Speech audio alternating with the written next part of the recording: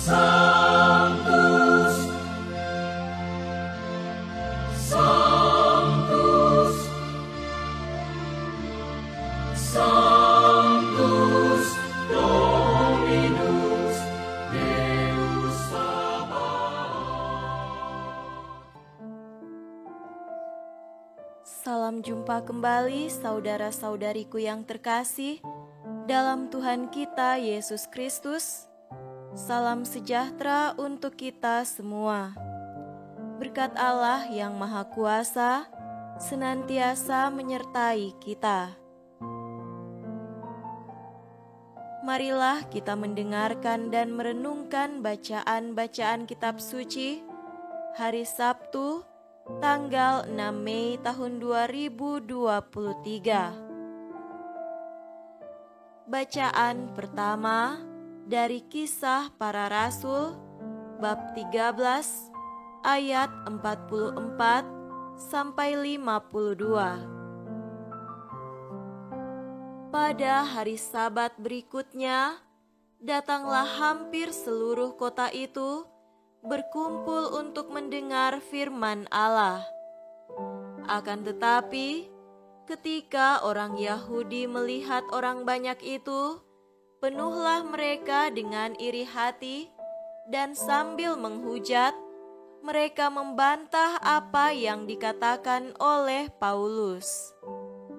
Tetapi dengan berani, Paulus dan Barnabas berkata, "Memang kepada kamulah firman Allah harus diberitakan lebih dahulu, tetapi kamu menolaknya dan menganggap dirimu tidak layak untuk beroleh hidup yang kekal.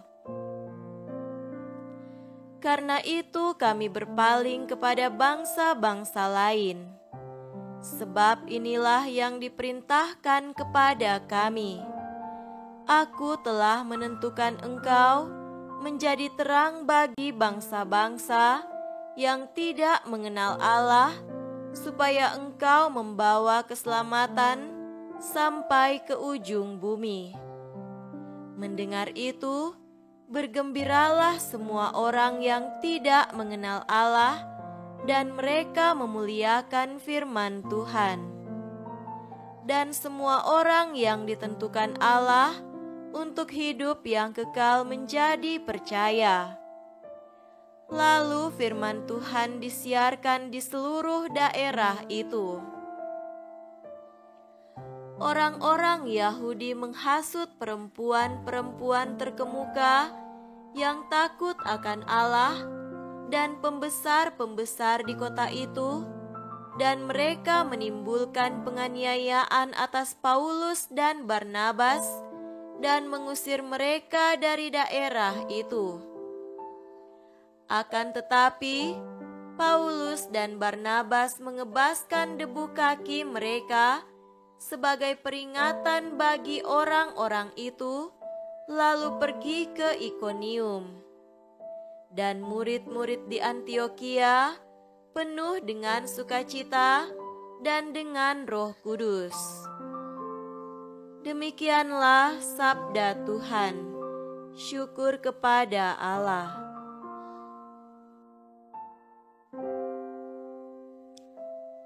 Semoga Tuhan beserta kita sekarang dan selama-lamanya.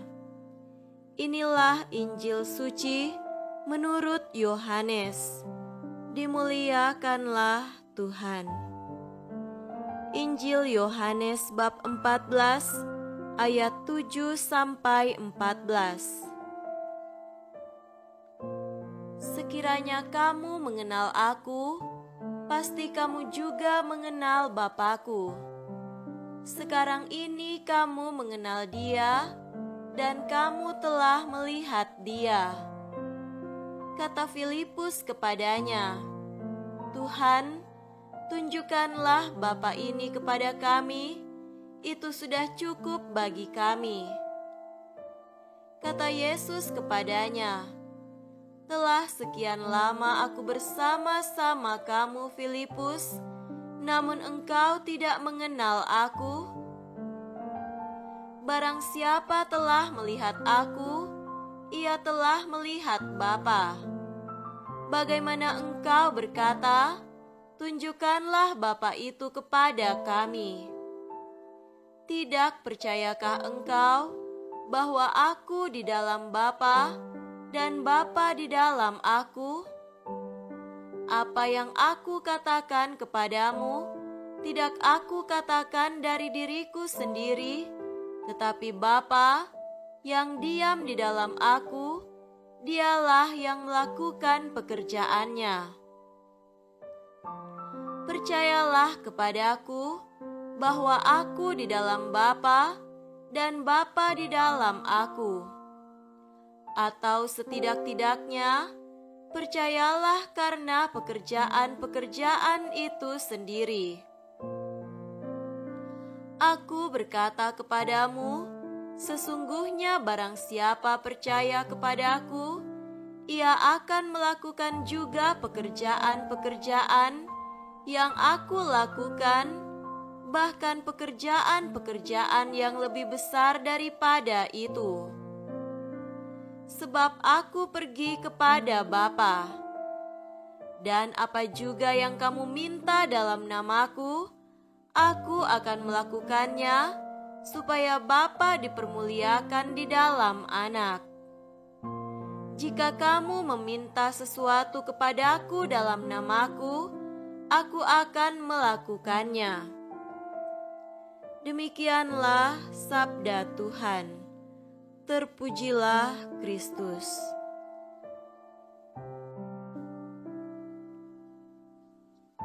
Saudara-saudariku yang terkasih dalam Tuhan kita Yesus Kristus, tema renungan kita pada hari ini adalah menyiapkan diri demi kabar gembira.